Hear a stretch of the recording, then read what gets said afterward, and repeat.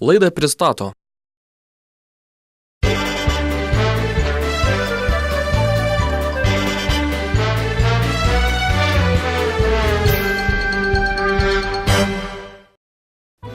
Kartą paklausiau draugo, nuo kada galima mylėtis su mergaitėmis.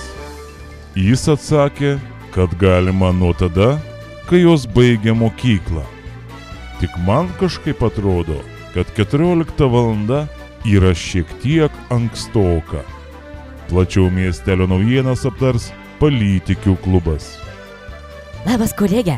Laikraščiai rašo, kad gerų vaikų tėvai balose neskęsta. Nu, žinau šitų patarlę, apie ko čia rašo.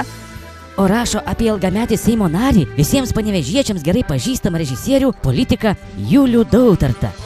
Nesupratau, tai kur genas čia nenuskinda? Na, baloj, juk žinai, kad jis nelaimėjo 3 kartą Seimo rinkimų vienmandatėje apylinkėje. Anu taip, žinau, bet čiagi anas pats kaltas.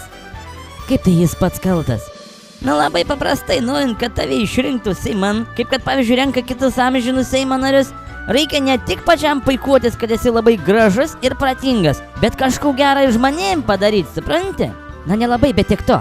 Bet paklausyk, ir neišrinkti naujai kadencijai Seimą randa prieglobstį, lojalius partijos narius po savo sparneliu priglaudžia, šiltas vietas Seime išsaugojusieji. Anu, žinoma, kaip sako, gerai teisingai balsavai, duos man darbą, jei ne, išmes man lauk, kaip kad mūsų merų, ne? O tai partija baisu, vienus už ausų tempia aukštyn, o kitus specialiai murgda dabin. Na, čia jų vidaus reikalas, palikime spręsti šios klausimus jiems patiems. Na gerai, palikim, galime nekalbėti, jeigu taip nenori. Tai va, kolegė, grįžkime prie Juliaus. Jis 2 kadencijas šalies parlamente dirbęs, bet 3 neišrinktas. Tėvynės sąjungos Lietuvos krikščionių demokratų partijos narys Julius Dautartas be darbo neliko. Dabar jisai eis Europos reikalų komiteto pirmininko pavaduotojo Emanuelio Zingerio padėjėjo sekretoriaus pareigas. Klausyk, man įdomu, kokiais klausimais anas padarinės, žydų ar lietuvių? Na, šito aš nežinau, bet paties Dautarto teigimu, tokia karjera jo nežeidžia. Atvirkščiai, padėjėjo darbas yra daug sudėtingesnis, nei atrodo iš pirmo žvilgsnio. O kita vertus, jis turės daugiau laiko kultūriniams ir visuomeniniams projektams įgyvendinti.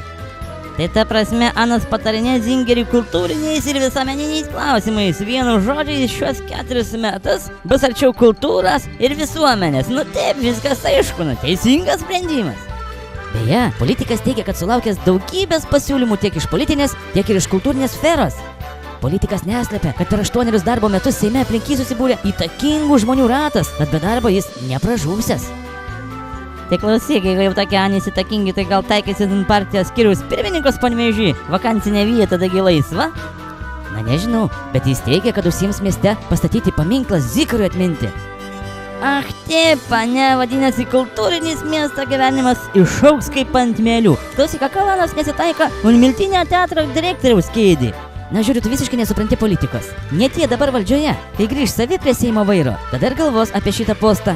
A, matai, čia da nieks neprarasta. Atsisėdės dabar pogrindį ir grįž atgimė kaip Feniksai iš pelenų. Na gerai, mes palauksim ir pažiūrėsime, kasgi bus toliau.